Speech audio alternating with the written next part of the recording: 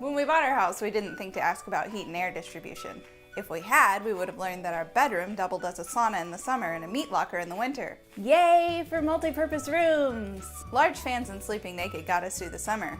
Those nights were hot and steamy, not in a good way. Then the winter came and our little space heater has this little fiery, blowy, rolly thing, and it just wasn't doing it for me.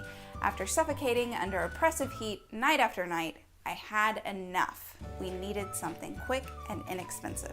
Thankfully, we discovered the DIY MRCOOL Ductless mini split, but I was sure we'd have to have an HVAC technician come out to our house, which would cost thousands. But with the MRCOOL DIY Ductless mini split, I learned that it's just that. It truly is a do-it-yourself product.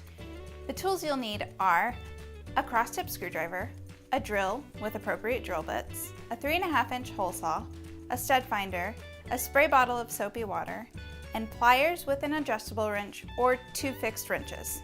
You can find all of these supplies at your local hardware store.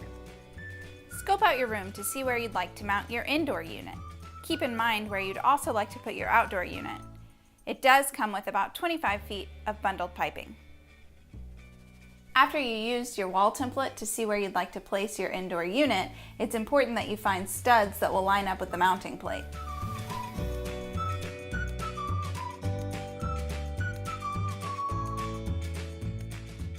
I double checked my studs and now I'm going to make marks on the wall template to show where I want to put screws.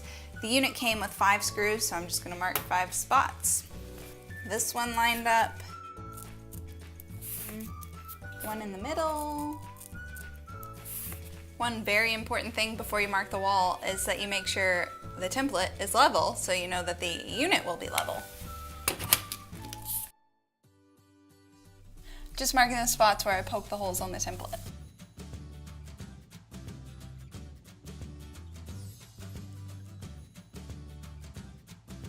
Definitely use the wall template, the mounting plate, all the resources that you have just to make sure that you're drilling in the right place. Before I drilled those holes, I quadruple checked. I'm just going to place the screws with my fingers. Let's just make sure it's level before we commit. Ta-da! Clearly I'm not a handyman because I'm not a man, but I'm also not handy. So I had to borrow tools from my mom. So I'm just working with what I've got. That's why this is so long. You'll need a 3.5-inch hole saw so you can drill a hole all the way through your house, and through that hole is where your piping and electrical work will go to the outside unit. I'm really nervous about this. Looks pretty scary and big. We're drilling on the right side of the mounting plate. I just measured 4.5 inches from the center of this part of the mounting plate. You can look at your wall template for more help. All right, so I'm just gonna pull up my hair for this part. I'm just lining up this part with the hole that I marked on the wall, and then I'm going to drill at a slight downward angle for the drainage pipe.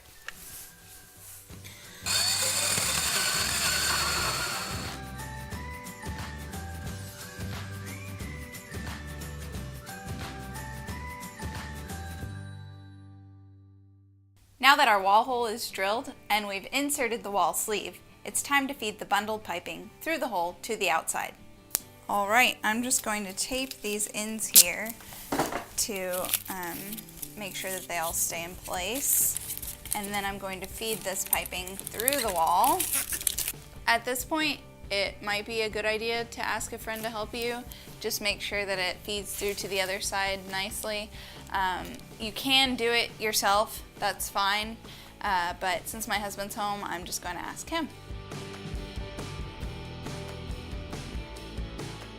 It's important that you're careful while you're feeding it through the wall because it is copper piping and you don't want it to kink.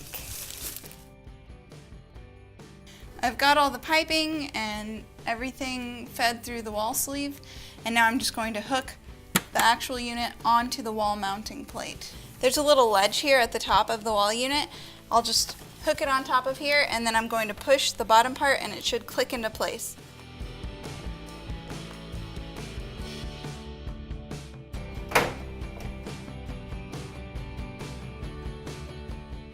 So I've pulled the piping, the electrical, and the drainage pipe through the wall sleeve. And now we're going to connect the indoor unit to the outdoor unit so we can get that room temperature regulated. Now I'm just going to remove the plates that cover the electric connectors and the refrigerant connectors.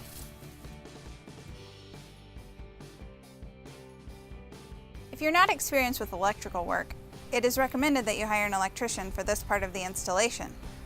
If you're confident, you can refer to the wire guide on the inside of the cover on the side of your unit. Now you're going to connect these two lines to here. These are the refrigerant lines, and they're different sizes, so there's really no way you can mess it up. These caps should just come off. When connecting the refrigerant piping, start threading it by hand. Use an adjustable wrench with pliers or use 2 fixed wrenches to tighten the connection. Avoid cross-threading because you don't want to accidentally bend the copper piping. Remove the valve covers.